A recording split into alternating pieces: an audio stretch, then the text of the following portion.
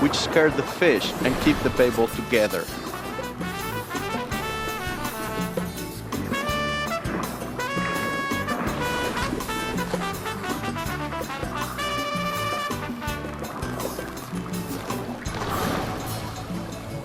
Today we're shooting the first underwater video of this activity with stereo sound. Maybe this will answer our main questions. We know that when many dolphins feed on a bait ball, they take turns. But why? And how does the group signal a single dolphin when it's her turn to eat? If all the dusk is fed at once, the ball will break up and the fish will swim away. By taking turns, they all get more to eat in the long run.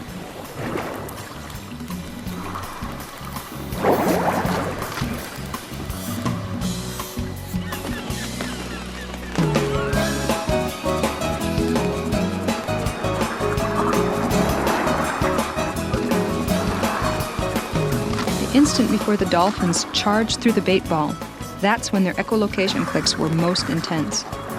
Could that be the vocal cue we're looking for? To answer that question, we'll spend months analyzing today's video, frame by frame.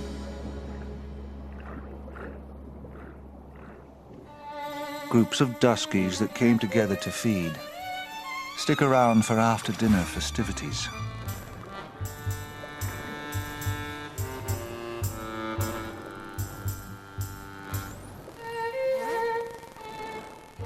At last, a chance to put my theory to the test.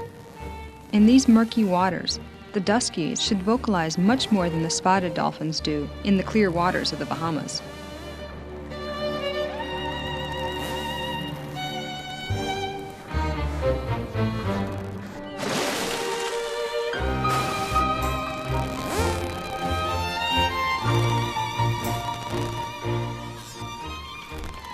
Dolphins are pretty efficient at mating. The male swims upside down, beneath the female. Blink, and you've missed it.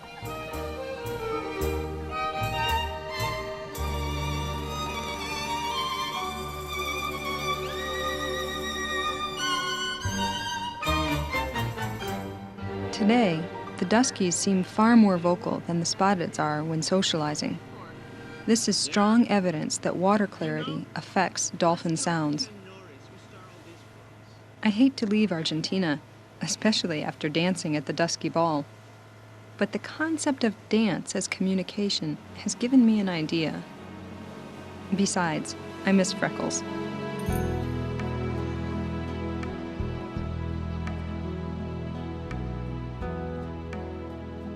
Although the duskies seem to vocalize much more than the Atlantic spotteds, the concept of dance is common to both. In my quest to understand the dolphin's body language, I wondered what would happen if I approached them in a completely different way. I wondered if the speed of the scooter would allow me to become less of an observer and more of a participant in their dance.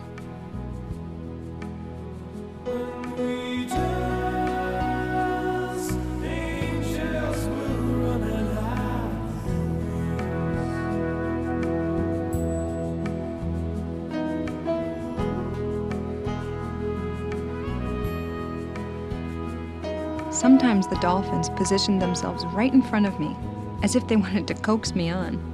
I felt like a dancer, first following my partner, then leading. They were interacting with me in a new way, a much closer way. I've observed that a lot of the communication between these dolphins is nonverbal. It's probably much closer to dance and music than it is to language. The scooter gave me a first-hand glimpse of that. For the first time, I felt I was part of their dance, which is at the very heart of all dolphin communication.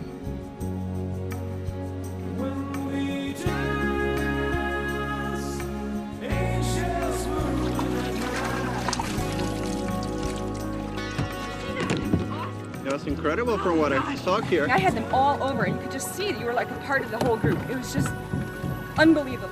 At first, I focused solely on vocal signals. After all, I'm human, and language is everything to us. I have to keep my face away from the can when I'm near the fish. But I've made more discoveries now that I've embraced the instruments of communication that dolphins use so eloquently: posture, gesture, and touch. The gestures and body language, so important to Kathleen, are also central to the friendship between Dean Burnell and Jojo, the dolphin. After 4 months away from the British West Indies, Dean is coming home.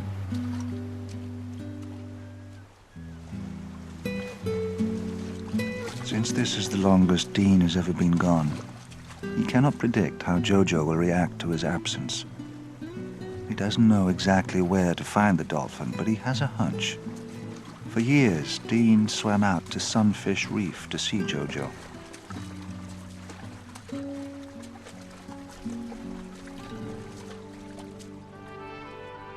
When Dean first caught up to him, Jojo kept his distance. The dolphin was giving Dean the cold shoulder.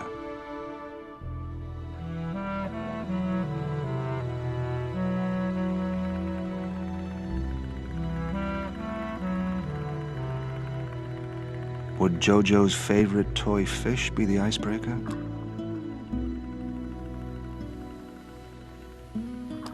Sure enough. Before long, they were up to their old tricks.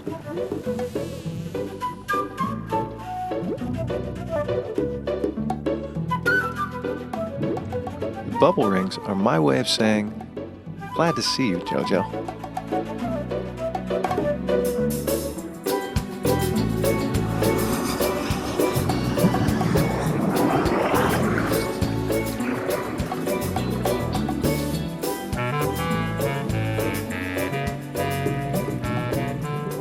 You can never be sure what a wild animal will do, but I should have known all along that Jojo wouldn't abandon me.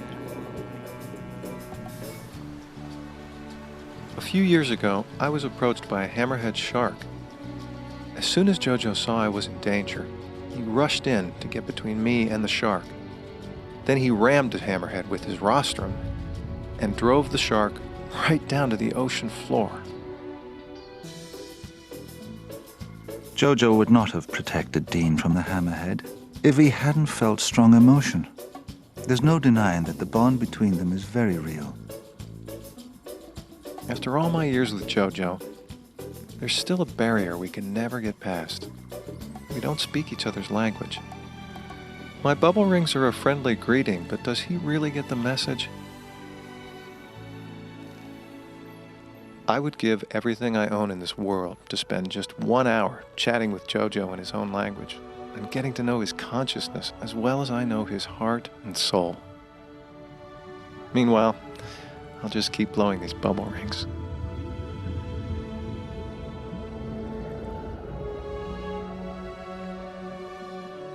Alejandro and I, and many others like us, have dedicated our lives to dolphins. I love these animals and believe with all my heart that they can only survive in the growing light of human knowledge.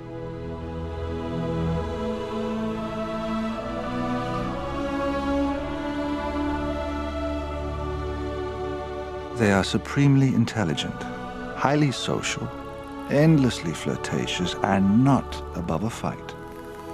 In short, dolphins are the creatures we might have been had we lived in the sea.